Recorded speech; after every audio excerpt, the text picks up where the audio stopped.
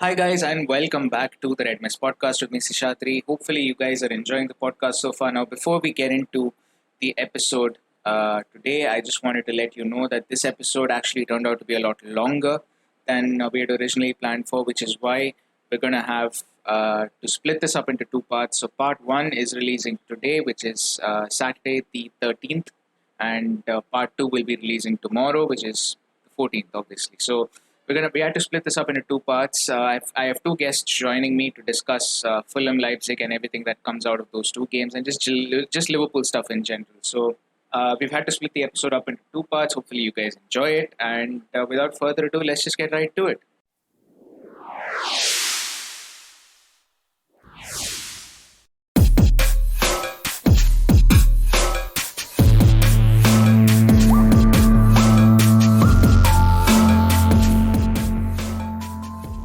Hi guys, and welcome back to the Red Mist podcast with me, Sishadri, today, and welcome to another post double game week episode. We're doing a fair few of these right now, mostly because I'm lazy, but it is what it is.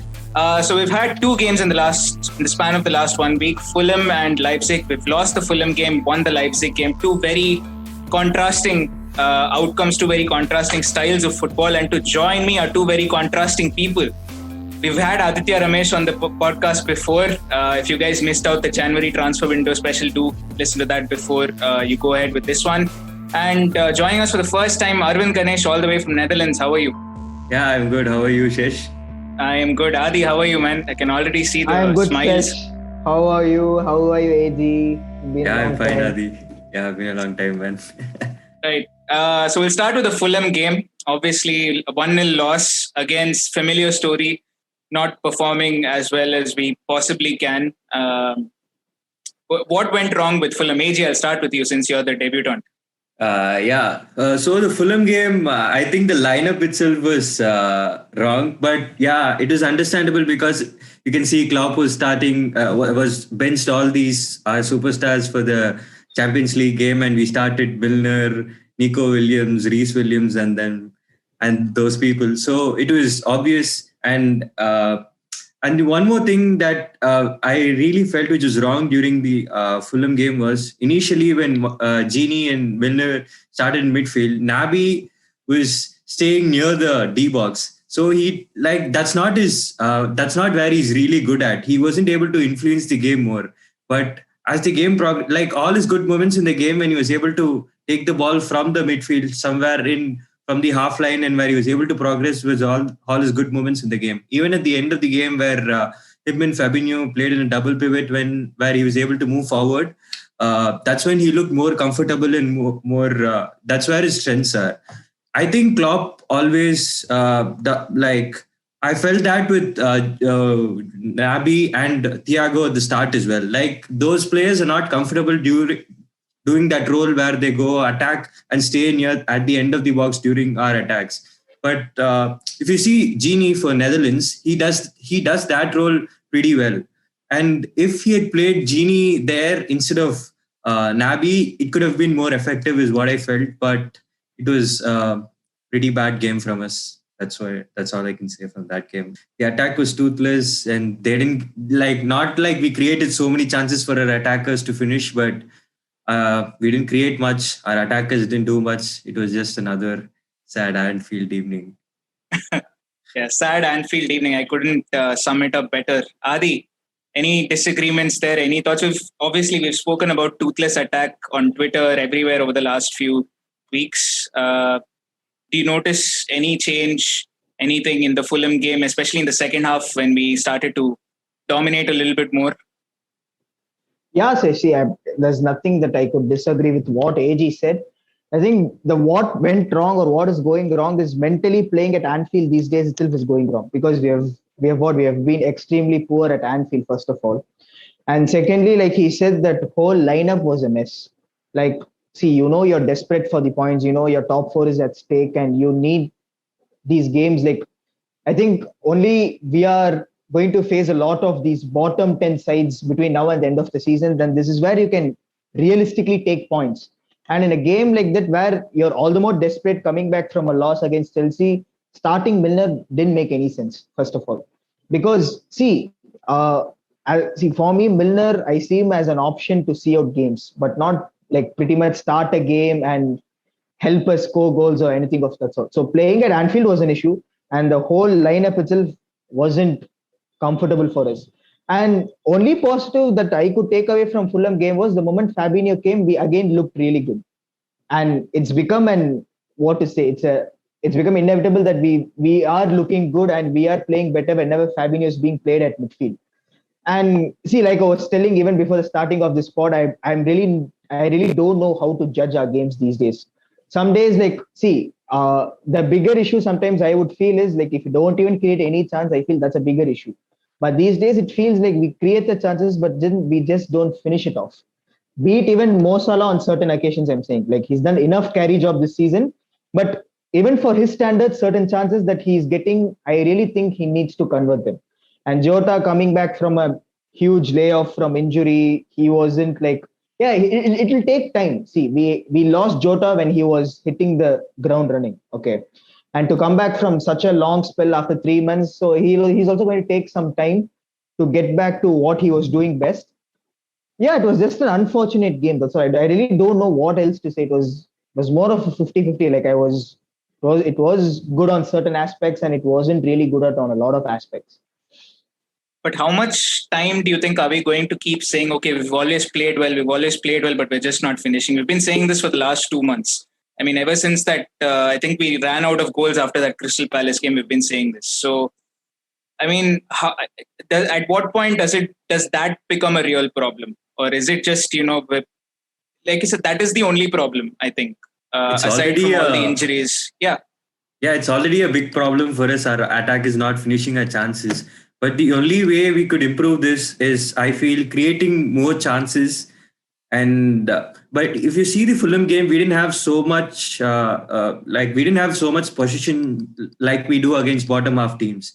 Fulham had more position. We weren't able to press properly. The press was non-existent, so we didn't have much of the ball. Like having not so much position against these deep block teams, like teams that park the bus, we can't like create a lot of chances. In the second half, when we started having more possession, we started creating some chances, but that wasn't like enough because Tosin Adrabayo and Joachim Anderson was really solid at the back for them. Like whatever we tried, they cut it out pretty well. But yeah, like we need to start doing this more often. Our press has become non-existent ever since Gini and Thiago started playing the sixth role for us. It hasn't been great. It had been great during that Sheffield game and Spurs and West Ham.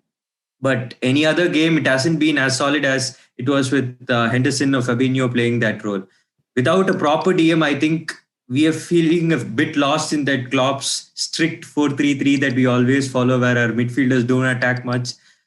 Like they're not pressing effectively. I feel Thiago's come into a new system. He's a good midfielder, but I think his press has been a little bit off. He's not pressing at the right moment. I feel at times he's not like good at pressing, especially, but he's good at taking the ball from the back, spraying passes, and keeping the tempo. But I feel he's a bit off in that place. I think because of that, we're not so good. Our midfield isn't really stable. I think our main problem isn't defense at the moment and just midfield. When our midfield plays well, I think we generally play well. If you see the Sheffield game, that pivot of Gini and Thiago played well, and Curtis going in front and playing in the wings was, since every game, even like yesterday against Leipzig, if you see Fabinho, Wijnaldum and Thiago played well, and the entire team looked good. So I think if we fix that midfield problem, I think everything can get back to normal. Right. You touched upon it a little bit. Adithya, the Leipzig game, complete 180-degree turn from the Fulham game, just in terms of performance, result, everything. What did you make of that performance? First game, Fabinho has played in midfield since the Everton game and made such a huge difference, right? Yeah, Shish, I think it was clear that what we played yesterday is our best 11 in terms of the players who are available right now. Okay, so of course not taking Van Dijk, Joe Gomez, Henderson, all. I think the 11 was the best one that we have right now. And like you said, Fabinho coming back into the midfield makes things a lot better. before for a very simple reason, Thiago is able to play well when he has a proper DM playing alongside him. And we were able to see it yesterday. That Thiago was completely, what to say, he had the game in control. He didn't do these reckless tackles that he was doing earlier before coming into this game. Like he was low-key assured that okay, yeah, he has Fabinho to do all this work. So he was able to play his natural game, first thing. And one thing that I loved about yesterday was in terms of purely on merit, I think the best front three played for us, be it Jota, Mane, and Salah. And there wasn't a single moment I felt like the game was slow from our side. Sometimes when Roberto Firmino is playing these days, I feel our build-up is slow. And see, he has kind of regressed over these last 1.5 years or something. And we have spoke about this already in the earlier podcast also.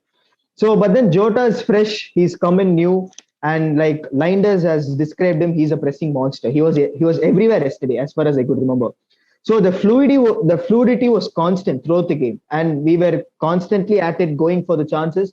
But even yesterday, it was annoying for the first 60 minutes to see every attacker of us missing every little chance. Okay, but somehow we made it through in the end. But then I feel yesterday's 11 is the best one that we need to like stick on to, and like AD said somewhere, we have to like bank on these results that we are getting. And this is the way forward. This is the best 11 that we could put out for these coming weeks between now and April end, which is where Henderson is expected to be back.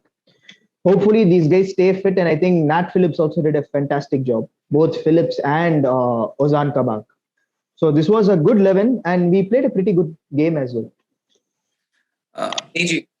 yeah, so yesterday I felt it was a pretty good game because I think Leipzig was very bad. They had a high line. They played exactly what we did against Fulham. They played a high line and their midfield press was non-existent. So we had so much time on the ball. So like our attackers had space to run at and so many things. I felt it was so comfortable because Leipzig were also poor, like not taking away from what our attackers did. Like Leipzig was also very poor in their pressing and keeping a high line and not playing so well. That was there. And I also felt Nat Phillips in the first half was called out of question a couple of times. He's been hyped up a lot. Yes, he's been delivering some performances. His aerial ability is really good, but on the ground, some tackles he just goes forward and doesn't win the tackle, and he doesn't have the pace he doesn't have that recovery pace to that Virgil or Gomez have. That if they go in front and miss a tackle, they can come back in again before the cross comes in. So I felt Nat Phillips was a bit shaky in the first half, but in the second he just caught up well. But Ozan had a really good game. He was covering up all those Nat Phillips small mistakes that he used to make yesterday. And yeah, I felt Ozan Kabak had a really good game. I think it was his best game in a Liverpool shirt so far from Ozan Kabak. And I Right. also felt Yeah. Naby Keita looked very sharp again yesterday after coming on. I think he created the most chances or something. That's what I read somewhere. So yeah, that's also a really good positive. A lot of positives to take out of yesterday's game, but AG touched upon it a little bit. Leipzig play a high line and they also want to go at us. They also want to attack, try and score goals. And obviously, being 2-0 down in the tie, they were kind of forced into that situation. They couldn't defend even if they wanted to. So, are these the sort of teams that we tend to do well against? Because even if you look at, let's say, the Man City game, I wouldn't say we were great, but comparatively, compared to the form that we were at that time, and if not for Alisson's mistake, maybe we could very well have come out with a draw from that game. But that's just my opinion. My point is, my larger point is, do we only do well against teams that kind of want to play against us, and teams that sit back? We don't do as well against them. So, do you think what do you think that? What is the solution to that? What do you think the solution is to that? I think we could play the same team against. I wouldn't judge our team based on this Leipzig performance because if you play the same Yeah, team because against even Wolves, Origi played well. yeah, even Origi played well against these Yeah. guys. So you can't just judge our team based on this performance. But I'd wait for Wolves game because they are a team that will sit back and try to defend everything that we put against them. So I think I'll judge based on Wolves. But I feel playing Naby instead of Genie in the same team against Wolves would be even more better because Naby adds that extra attacking sense. Genie is also a great attacking player, but Klopp doesn't use him as attacking as he is for the Netherlands. But yeah, I feel I'll No, judge the AGC. team after the Wolves game because we had a really good game. But if we play the exact same way, like the pass that Thiago did, or you don't see that against Wolves. They sit right at their box and they don't move. You can't do passes from the halfway lane against Wolves. So I'm not sure.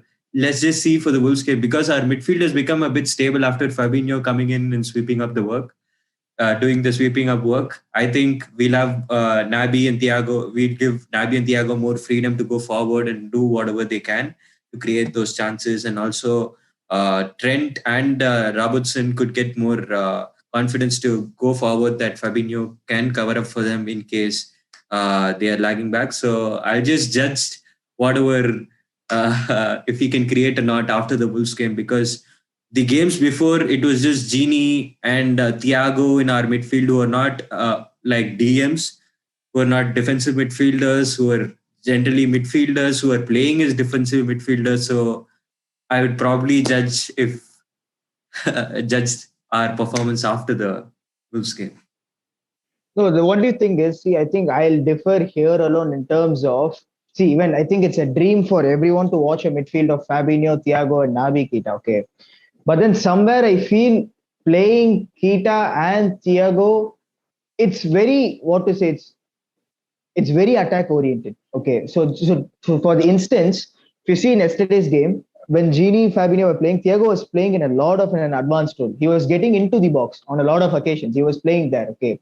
My always I felt the only thing was when you have one midfielder going all the way up there and playing along with the attackers, I really feel someone like Genie playing the controlling game is going to help you. See, I personally I feel even Naby Keita is a very progressive midfielder. So when you have two midfielders who's going to go all the way up front and say that you do lose the ball over there, then you're only left out with say only Fabinho at the back. In that only for that aspect, I feel Genie, Fabinho, and Thiago, one of Thiago and Naby Keita is the better balanced midfield, if you ask me. That was the only thing that I always felt, and like what you said is true. It's always been the case in club era that we do well against teams who's also going to come at us, and not the teams who are going to just sit deep. So, if you saw the game against Leicester at home, we played a midfield of Naby, Henderson, and Curtis, if I'm not wrong. So, that game, if you saw whenever Curtis attacked, you saw Naby staying back. I feel we'll also do that with Thiago, Naby, and the Fabinho midfield. Yeah, Whenever that's the case, Thiago's attacking, yeah, true. I think it'll work even more effective because these Naby and Thiago are better playing a pivot also. They are also used to playing a pivot. So if they are staying back, I think they'll do a pretty good job as Genie, and they might create more chances than what Genie might do. And for a club like Wolves who will play five at the back, I think playing Thiago and Naby would be more attacking and can create more chances than playing Genie. So we've talked about Fabinho coming into midfield.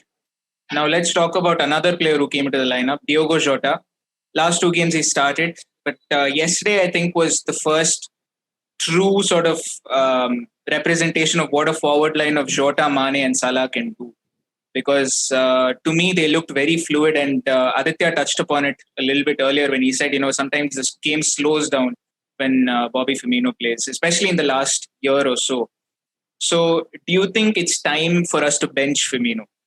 Yeah, I think it's high time we start. High time we start considering Firmino not as a starter. Like he should fight for his place, I feel, until the end of the season at least. But I feel he must be sold because he's not getting any younger. And with all the Brazilians that nobody has that passion for the game after they turn 30 or something. He's almost turning 30 as well.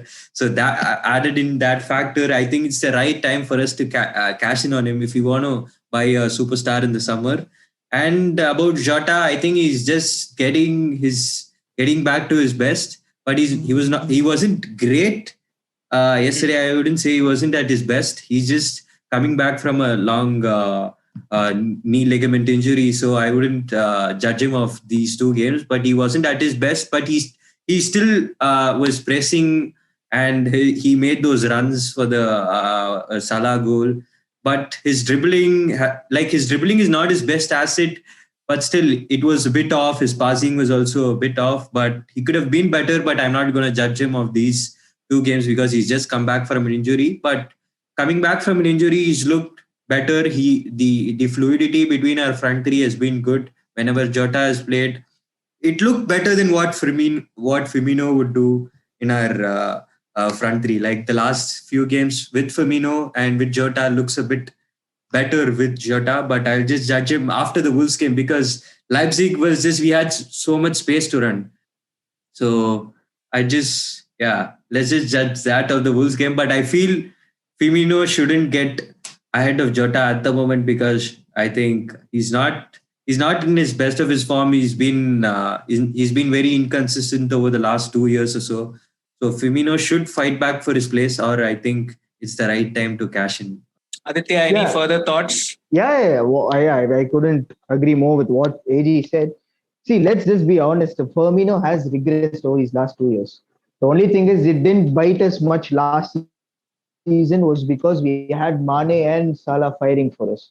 But this season, when it was only Salah and at times when there was nobody scoring, it was biting us. That we didn't have a fourth attacker and Firmino not. See, I think we all can agree all this while we were defending Firmino for saying that for his off the ball work. Okay. But then these days, even that he's not able to do well. Be it his passing, being his creative ability, he's just gone down massively. That's the truth. See, he's given us 6 good years of non-stop running. And even Sadio comes out and says that it's because of him that him and Salah are able to do well. That's all true. Okay. But then I really feel that his time is up. He is regressing. That's pretty evident. Like, see, with Mane, it's a bad form. I think that's pretty evident. But then with Firmino, this has been the case for the last 2 years.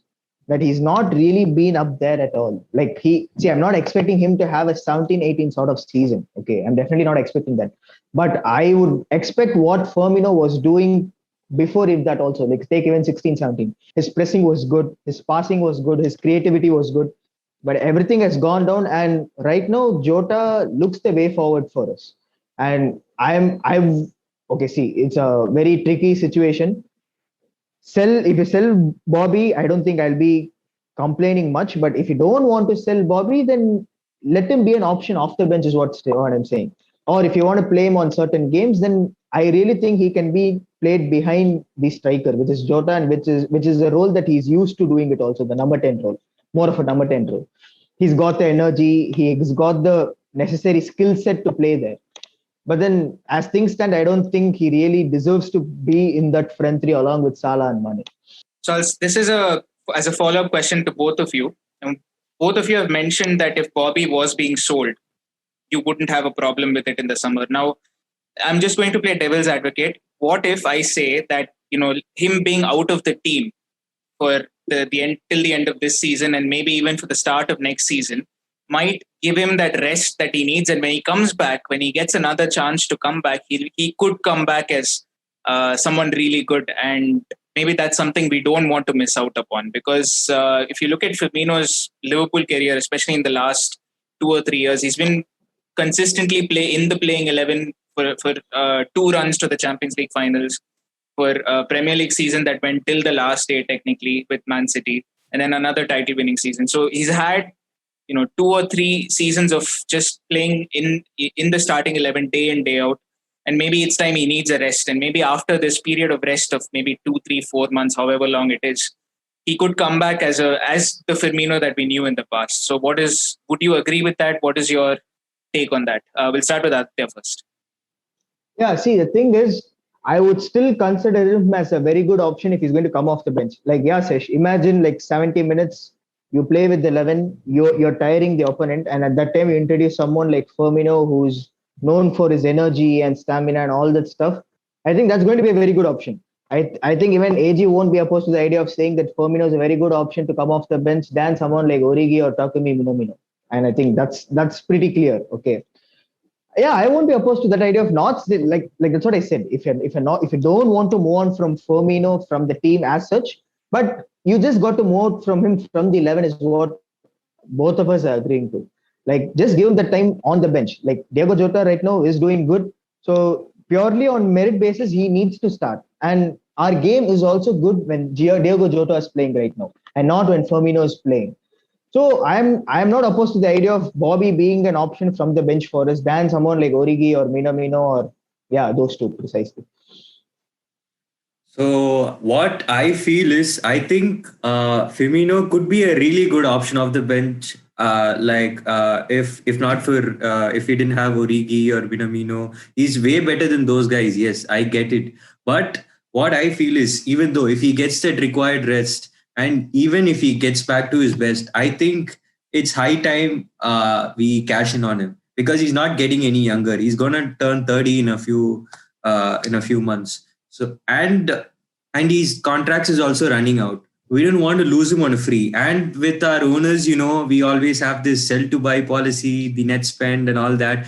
The only player I think we can cash in on that can get us around 30 or 40 million is Bobby. Like 40 million, I don't think none of our players are worth that much. If you take Origi, Minamino, and nobody's going to get you a 40 million. If you want, we can get. We are linked with players like Javi Barnes, Rafinha from Leeds, and so many players that we are linked with.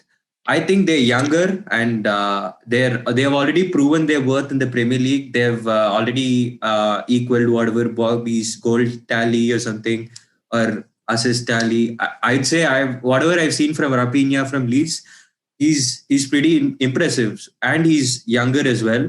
And I think if we can get someone like that instead of Bobby, it'll be better, because anyway, in a couple of years, we're anyway going to replace Bobby. He'll be turning 32 at the end of his contract. We are selling him on a free, and our owners always don't spend so much. What if we don't have any right replacement at that moment? So I think this is the right time to cash in on one of them, because I'd still give Mane another season, because he's been consistent for a lot of time. It's just a one-off. I'm expecting this just a one-off. Out of our front three, I think Bobby Firmino is the only guy that we can sell, so that we can get better and get better replacements. If we have a Jota and yeah. Yeah. See. I'm telling you only one thing. Okay. See, if you want to get someone like Rafinha or something, I don't think like. Yeah, bro. See, I don't think we are like that desperate in need for a cash. So let's just say that you off, and it looks likely that you offload Shaqiri and Origi. Yeah, okay, and Takumi Minamino. I'm not sure what the case is. You'd still get 50 odd million or whatever, combining them and selling them. Okay, which is still enough to fund someone like Rafinha. That's what my point. See, whatever I'm saying is, the last year or so, we've been trying to offload Origi and Shaqiri. We're not getting suitable offers for them. It's not like they haven't been playing well, and they haven't gotten many chances in the team as well. Who's going to spend that amount of money on Origi or Shaqiri? You can say Bobby will get that much money because he's proven his worth over the years. He's still a decent player. He's a very good player on his day. Again, that's exactly my point. See, that's what I'm saying. Like both of us could agree to the fact that he's still a good option from the bench. And like what Seth said is like, what you also said, that is at one point we are going to like move on from Bobby. But even I also wouldn't mind like giving Bobby that one chance for one more season where he's going to come off from the bench. I think that will help us. That's what I'm saying. And from the sales that you're going to do with all this Harry Wilson and all these nonsense players, I have no clue of Brewster and Grujic. I think Marco Grujic. Brewster, Marco Grujic. This James Milner, I don't care. So so you can offload these players and I think our club is good enough to like, or like what to say, offer someone like Rafinha or Javi Barnes, not the Mbappes or Haalands, obviously. But I think from these sales and from taking some money out of the pocket, I think we're good enough to like buy someone like Rafinha. So have someone like Rafinha and Bobby as another option is what I'm saying. Like I don't see us being that desperate. I wouldn't mind that, but if we are able to sell Origi, Shaqiri, and all these Minamino and all our French players, I wouldn't mind Bobby being a really good. He'll be a really good option of the bench, and he can impact game because he brings in another dimension toward Jota, Salah. True. Any of the front three bring in. Like he's a false nine. He does things different than what our front three generally do. He drops back. He creates more chances. He's selfless and all these things. If you see Jota Mane or Salah, if they are through on goal, they won't be looking for another person. They'll just try to finish their chances. But if it's Firmino, it's the other case. So there are a lot of things that Firmino does better than what our front three does. So he'll be a really good option of the bench. If you're able to offload these people and get in a really good backup, I think Haaland or Mbappe is a pipe dream. That wouldn't happen. So I think we are only getting one of these Harvey Barnes or And there's no Rafinha reason to or complain. No, if you're going to get even Harvey Barnes or Rafinha, being very honest, you have Salah yes. who's still monstrous in what he's doing, and he's still 28, 29 or something. Like, yeah, I think anyone would love to have Mbappe or Haaland in your team. I'm not denying that fact, okay? But then, are we really going to complain if we are going to get another Jota signing who's just going to do us a good job? That's all I think I'll see, no, end of the day. Like, if you're going to get Yes. another Jota signing, then he just needs to do well, bro. That's all. I don't care if his name is something of Mbappe or Haaland. My only point is another Jota signing for 40, 45 odd million that you're going to trust. And as usual, our writers will write that we have been scouting him ever since he was on his nappies. Either way, okay. So all this prop work that we'll be doing, okay. So I'm really at the situation where, like, keep Bobby, like move on from him from the 11. That much I'm certain, okay. But have him in the squad and get another player like these Rafinha or Harvey Barnes or this Pax and Daka. I don't know. That's the name that's coming out these days. I think that could be a good business for us than going the big way. Like, unless one of Mane or Salah is going to move on for a new challenge or something, I really don't think we'll require someone like Mbappe at the moment. But that's just my But take. yeah, like I don't think we would require Mbappe at the moment. But once we see Salah is nearing his 30s, Mane is also nearing his 30s. Once we want to move on from them, I think if we have one of the Haalands or Mbappes, I think we'll have a really good core attack for the next 10 or 10 years or so. So I think getting them would make us really good challenges for the next 10 years. Like whoever we are build, I think we'll build the team around them as well. Whoever we are getting after we buy Haaland or Mbappe is just going to be some Jota or someone else that we are going to build the team around them.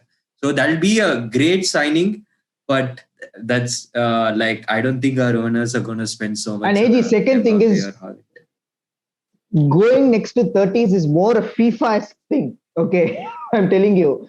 See, he could. I don't know. I've just seen the way Salah plays. I think he could still be the same at 30. Or maybe from the point of view of getting some return on them in terms of monetary, I think I could agree with what you're saying. Okay, but then Yes. I really don't think someone like Salah's game deteriorating a lot, even if he's going to hit this No, 30s. I'm not What my saying point about is. the deteriorating part, but if they are getting older, if they are 32, 33, and we are obviously their contracts are also running out in a couple of years. So we need to give a contract extension to Sadio and Salah. And by the time, if we want to move them on when they are 32 or 33, they're not going to bring up so much money to buy the Haalands and Mbappes. They'd be even bigger superstars in a couple of years. So That's true. that's going That's to true. be difficult, but let's see what what the future holds. Let's see what the future holds. And speaking of the future, obviously we touched upon it in the January transfer window episode. At the time, Aditya, I remember you saying that the Kabak deal makes sense. And we're going to speak about the Turkish centre back. Had a shaky start to life at Anfield, but he looks adjusted. He looks well adjusted now. Uh, 18 million. Do you think that's a good investment?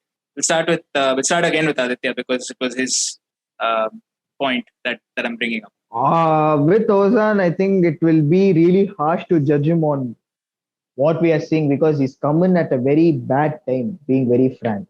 I don't know, like ever since he's come, I think he'd have already partnered with four different players. That's how bad our injuries has Yeah. been this year. Okay.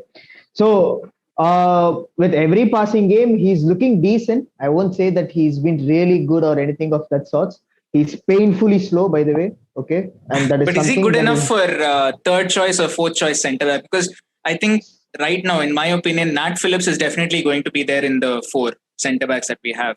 And See, again, yeah, so we don't have a fourth choice centre back, so I think arguably Nat or Ozan is going to fill in that spot.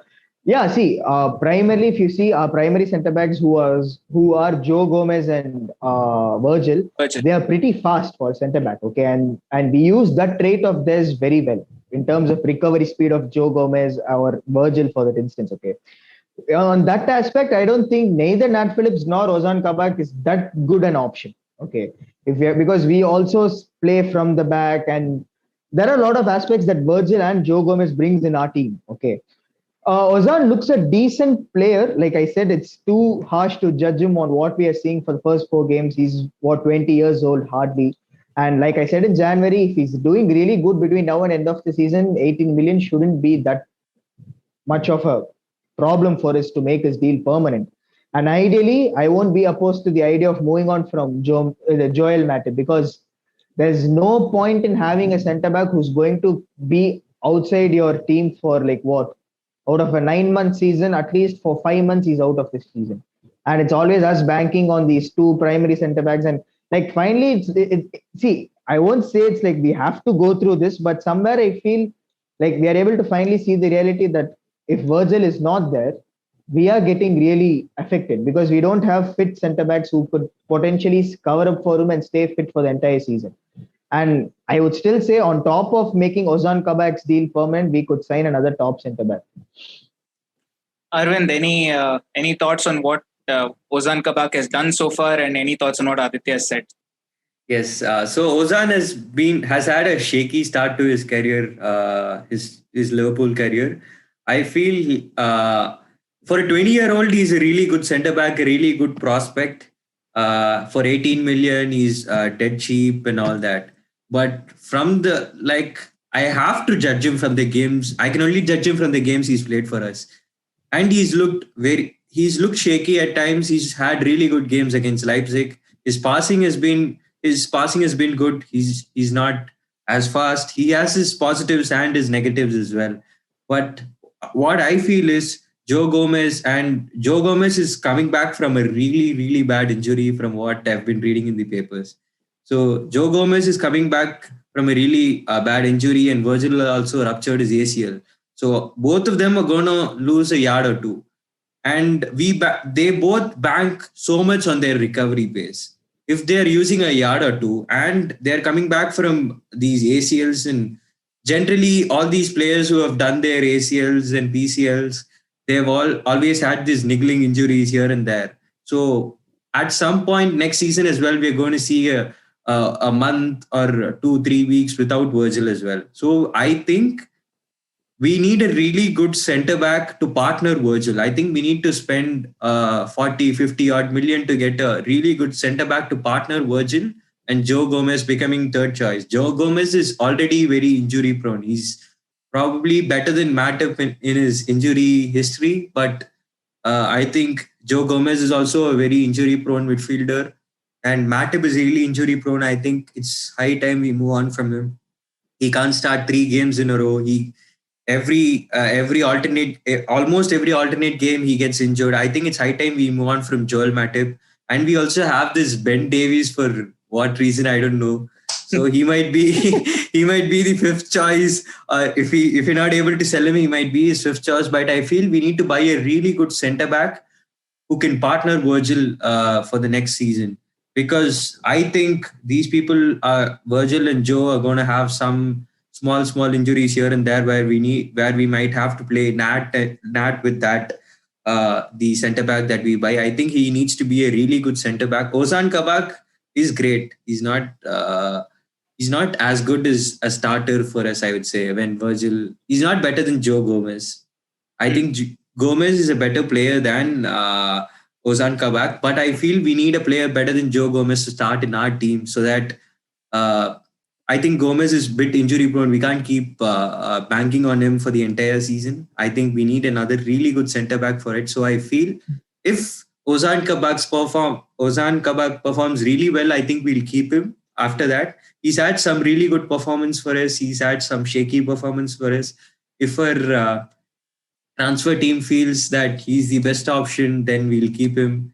But I personally would prefer another really solid centre back to partner Virgil to be the way forward than Ozan Kabak.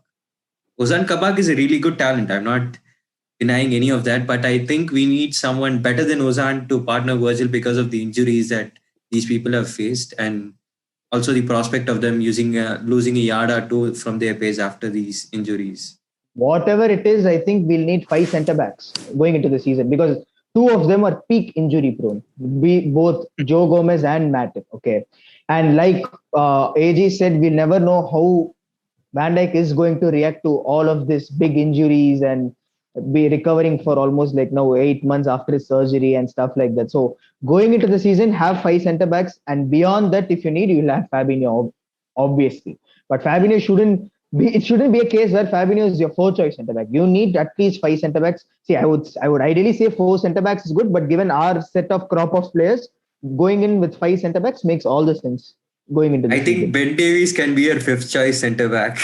So I think No. anyway have. No, in terms of no. I would say like let's just say assume that I low key guess that if we are making Ozan Kabak's deal permanent, I don't expect us signing another centre back because it will leave you hanging around with Van Dijk, Joe Gomez, Joel Matip, Ozan Kabak, and then you have Nat also, and then there is Ben Davies again. Yeah. If we are making the Ozan Kabak deal permanent, because on top of it, I don't see us signing another centre back unless, say, Joel Matip or Joe Gomez himself is getting sold. I don't see Joe Gomez getting sold. Could be Joel Matip, the best case. I don't think we can sell Joe Gomez as well because I think he'll also miss some of the start of the next season as well. Like from his recovery, you haven't seen him back out on the pitch as well. You already saw Virgil on the pitch again. Doing some light ball work, but Joe Gomez is really far behind his recovery. I don't think clubs that's what I'm saying. Would also go for him. I think we have to offload Joel Matip. I think we can keep Nat Phillips as our fourth choice centre back. He's proved that he's good enough to be a fourth choice centre back at least. He's not good as a starter for us, but at least he's shown his worth that he can be a good fourth choice centre back for us. But I feel we need to sign a permanent player, be it Ozan Kabak or anyone. But I hope that we sign someone better than Kabak so that it's just better for us overall. I think the thing is, okay, I think priorities will be a bigger question when discussing this because like I'm going to agree with you for the fact that, okay, we need another 50-60 million-esque centre back, like say someone like Jules Koundé, for example, okay. But then you have an option to extend Ozan Kabak's deal at 80 million and you'll have almost 6 centre backs at your club by the time, okay, because I don't like just saying things how it's going to be. And you're going to have Gini Wijnaldum leaving the club by looks all certain. So rather against investing another 50 odd million or something on a centre back, I wouldn't be opposed to us signing a replacement for him. And please move on from James Milner. He's not getting younger, bro. I'm done. And I cannot watch him play for us again. I'm done. I was fuming yesterday, by the way, when I saw him coming on because I was happy that he didn't train the day before yesterday, and somewhere all of a sudden he makes an appearance. And the game was going so well until I saw Milner's face. And I got all the more irritated because Klopp rates him so highly. He was shouting at the sideline saying outstanding to James Milner. He loves him, but then I won't say hate him, but then yeah, I think we really need to move on from James Milner. It's done, bro. And I think we really need to touch upon the topic of how many departures we need to have next season from our squad. We have some 1 million pensioners sitting and earning big bucks. Yeah, I mean that's fair. That's fair.